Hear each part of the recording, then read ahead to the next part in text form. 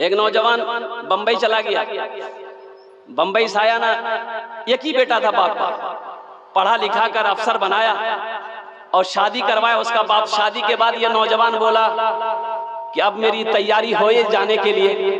तो उसकी बीवी बोली कि आप जाइएगा तो आपके साथ मैं भी जाऊंगी, मैं अकेले ये बूढ़ों के साथ में नहीं रहते।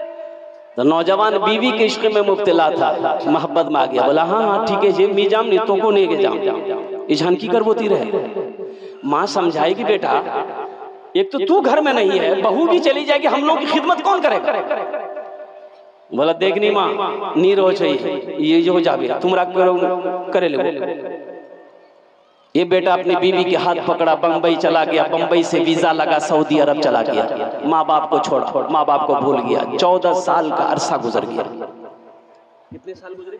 14 साल। इन 14 सालों में ये नौजवान 12 हज किया।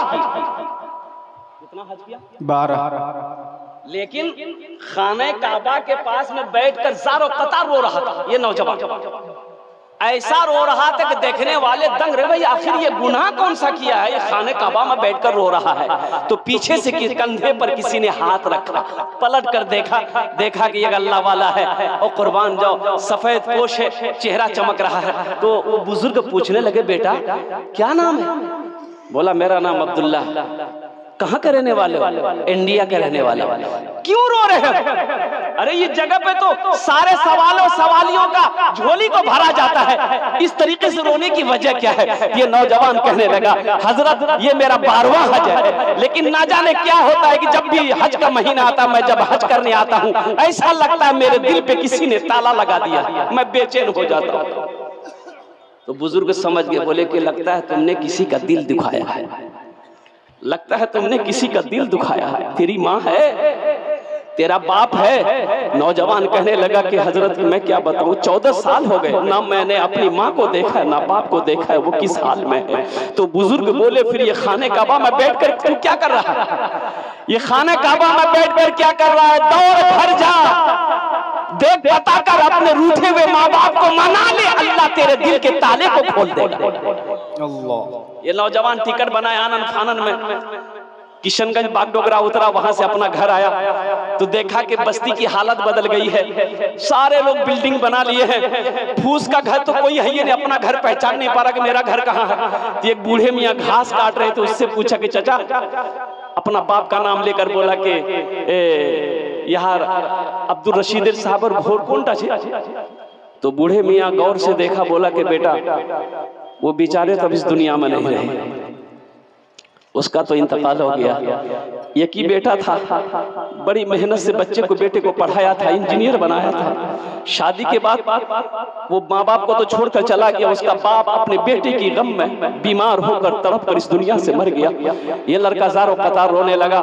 तो बूढ़े मियाँ पूछने लगे कि तुम कौन हो? कहा कि मैं तो आपको बाद में बताऊंगा कि मैं कौन हूँ। उसकी बीवी का क्या बना? अपनी माँ के बारे में पूछने लगा कि उसकी बीवी का।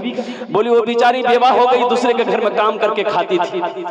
अब तो सुनने में आया कि उसको लकवा मारा है, चारपाई पे पड़ी रहती है, किसी को होता है तो एक मुट्ठी खाना खिला देती है और उसकी आंखों की रोशनी खत्म हो गई है। बस वो यही एक दुआ करती है कि मौला उस वक्त तक मेरी मौत ना हो जब तक मैं अपने बेटे को अपनी आंखों से न देख ले।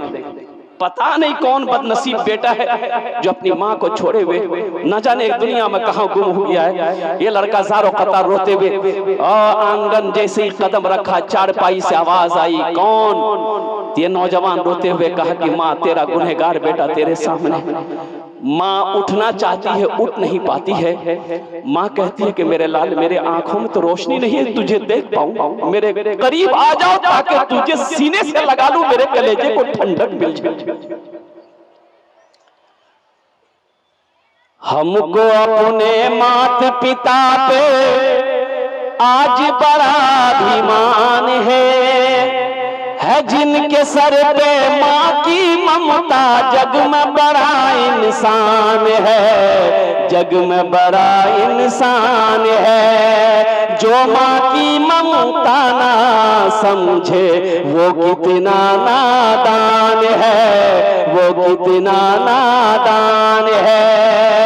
पीते पीते दूध कभी चल में जब छुप जाते थे, खुद ठंडक में माँ सोती, गोदी में हम सो जाते थे, गोदी में हम सो जाते थे। माँ बोली मन भावन मेरा बेटा रूप समान है, जो माँ की ममता समझे वो कितना नादान है, वो कितना नादान